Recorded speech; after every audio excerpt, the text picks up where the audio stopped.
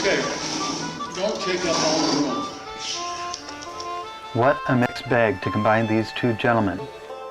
Al Johnsen and Manuel Santana, two very remarkable men in their own right. They met in Los Angeles at Otis College, where they studied painting at the same time, sharing a studio. Both came up to Santa Cruz in the 60s and had their individual impacts upon that community. Al Johnsen interrupted his painting career for a while as he taught pottery at the University of California, Santa Cruz during the 70s and 80s. He had a great influence on his students there. But his love is really for painting, which is his focus now that he lives up in Gig Harbor, Washington.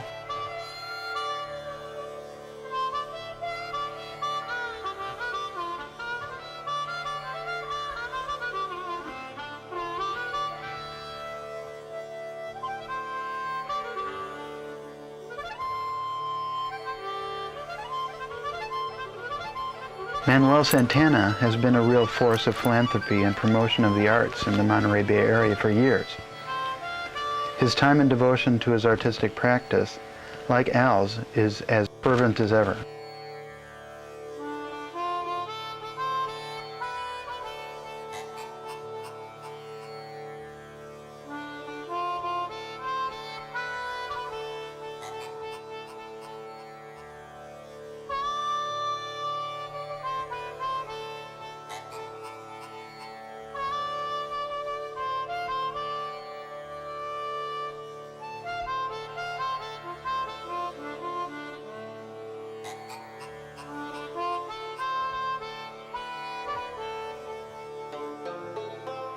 Despite the fact that Al lives up in Washington, I caught them together on the morning of a combined show of their paintings, which they held at Manuel's studio in Santa Cruz, California.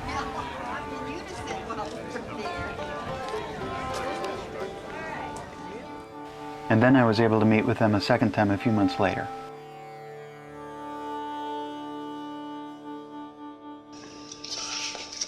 How does being creative, how does it affect your relationship? Between us? Yeah. I think it's the basis for it. Uh-huh. Yeah, we've known each other for so long. We met in art school 50 years ago or so. Something like that. Yeah, I think one of the first projects we did was to paint social realism up and down the hallways of Otis Art Institute. Yeah. Right? Yeah, that was before it was unpopular. That's right.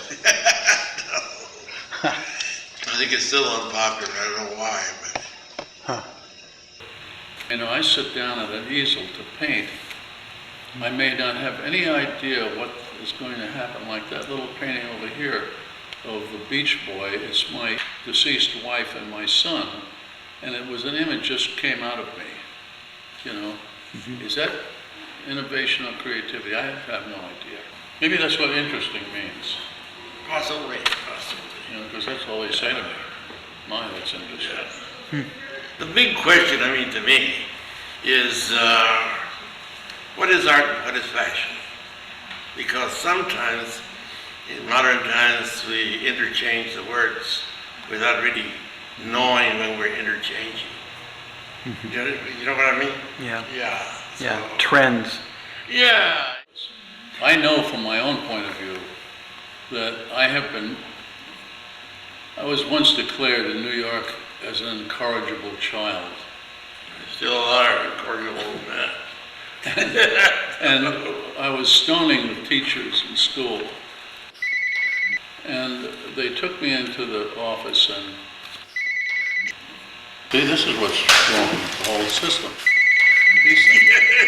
And they took me into the office, and the man who was the principal was the smartest man, saved my life. He said, "What do you really want to do?" And I said, "I just want to make stuff." And he said, "Okay, we'll put a table out in the hallway. You have to go to all your classes, but you can make all the signs for the PTA, and you can make all the stuff you want. Nobody's going to bother you. That's your spot." And I still got my little spot in my studio, and I'm still making stuff. Uh-huh. You know, that's really what it comes down to. I used to get already upset when I'd be out painting outdoors, which I do a lot of, and people would come up behind me and look at the work. After they criticize it a bit, they would say to me, but my mother was really a great artist, or my 5-year-old daughter really has a lot of talent. As if I don't have any talent. And I used to say, well, I don't give a damn about your 5-year-old daughter or your grandmother or whoever it might be, until I realized that they were trying to make a connection with me. And then I thought, well, it's not fair of me to criticize them, It's much better to accept it and say, well, that's wonderful, And now all I say to them is, don't put the child's painting on the refrigerator. Put it in their bedroom. You see? I laud them for it, but put it someplace where you can pull the door closed. When you talk about dry spells, we were talking about tonight. Actually, what you're talking about is, or I feel you're talking about, is coming up to a plateau in your work that you now don't know where to go. That sometimes can be solved by a good bowl of oatmeal, or a nice glass of scotch. And just accept the fact that you've got to wait a while now before you go back to work. And as Manny was saying the other day, it's a job. You get up in the morning and you go to the studio and you go to work. Work might mean, as I've just done, go through seriously a book of another artist and look at what things have been done before. And that may help you find another way to go from that plateau that you're stuck on to something else. And I think that I don't even think in terms of Muse. Oatmeal is a better way to think of it, with walnuts. I think of it, it's just a little tiny bit different from yours. Is that, it's like drinking water or something. You drink it up and all of a sudden the goddamn glass is empty. And you're trying to figure out, well, I can't do what I've been doing. It just won't come out. And then you say to yourself, son of a bitch, I've been drained, my brain is drained, now what do I do? And so it seems like the block is a way of trying to sort of feed brain again so it starts to think again. And that's where I think the blocks are. Everybody has a different idea, but I know when I get into a block, oh my God, you're suffering like crazy. And it's just, you feel like it's you used up all you know, or the relationships you have, and you have to start again. It's a horrible feeling, it really is. It is a horrible feeling. Yeah, you have to work through it. Yeah, you gotta find, It's always true. you gotta pull yourself up some more. Yep. All right. Oh, you're one of these, scratch. I'm going to put my chair away. He said here somewhere, anywhere. What I need is some black gesso. Well, I don't have black gesso. Oh, for Christ's sake. Yeah. How come? What do you think? Modern painter or something? Get you both in frame. Don't give him a chance. Not a chance. Don't give him a fucking chance.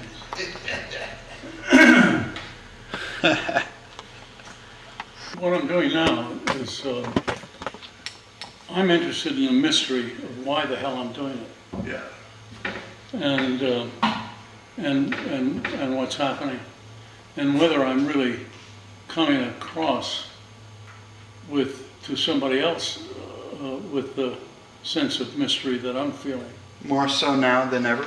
More so now than ever. And as I get older, it happens more and more.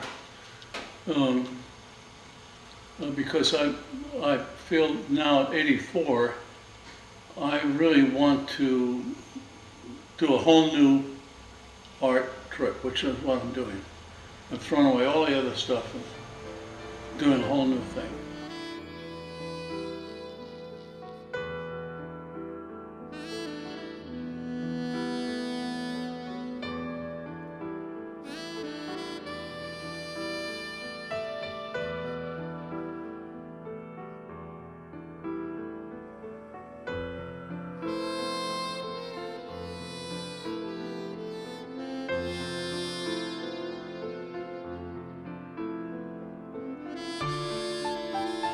then you go out and do something, and you have a thing in mind, and you go directly to it. You come back in. All of a sudden you realize you didn't see anything else. What happens is I think it goes into you. And I don't know where the brain has intuition. There must be a little ball in there somewhere. And then you have the kinetic intelligence, you know, your hands and so on and so forth. And you sit down and all of a sudden everything comes together. And what it is a total focus. And a total focus doesn't allow you to do anything else but what the hell you're looking at. Mm. And your hands automatically work because you're trained to paint. Mm. And as the images come out, you wonder, what the hell does all this mean? You know, I've never seen anything like that before. And so it's really a focusing of integration of all these different intelligences that we have. And so when that happens, when that focus comes in, it's a very intense concentration without even trying. You just slip into it. Mm. The only way I can think of beauty, I was having a conversation with a friend of mine who's a mathematician, which I am not. Hell, if I have to count 3, I'll miss it by 4. No? But anyway, we were talking, as we were talking, he seemed to be very happy. I said, boy, you seem very happy today. He says, yeah, I was looking over some formulas, you know, mathematical formulas, and they were the most elegant things I've ever seen. So, elegant, wow. Why elegant? I think it's the same kind of thing. It's an intuitive view of something, totally integrated, no question except that it's it just sunk into it, and it's just beautiful. Music is math, also. When you're talking about those pure forms. Sure, and it's also elegant. Yeah. Or not. Mm-hmm. I go to a coffee clutch 3 times a week with 6 other guys, and we talk about whatever. They're very conservative people, and they talk about me being artsy-fartsy. That's their word, artsy-fartsy. Oh, what's the artsy-fartsy thing you're doing today, Al? Right? I don't think you can tell an artist by looking at him. No. And the chances are, let's really get him into a conversation or kick him into one, he won't talk about all the things he thinks about because they're not completely clear. Mm-hmm. You'll get all kinds of bits and snatches of things that are going through his mind. And the only time they come out is when he focuses on what he's doing.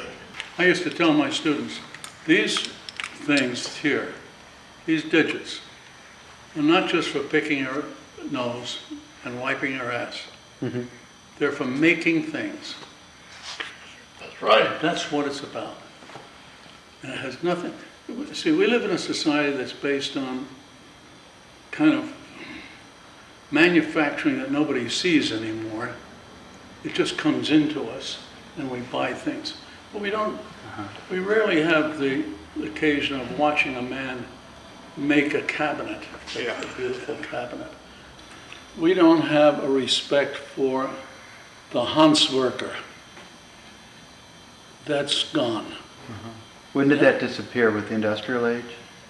Loss of agriculture? I think we tried to get it back in the 60s, and we succeeded somewhat. Mm-hmm. But as the craftsmen learned their trade and started to make a living, other people jumped on and charged them more for their booth space and so forth, and made money off of them.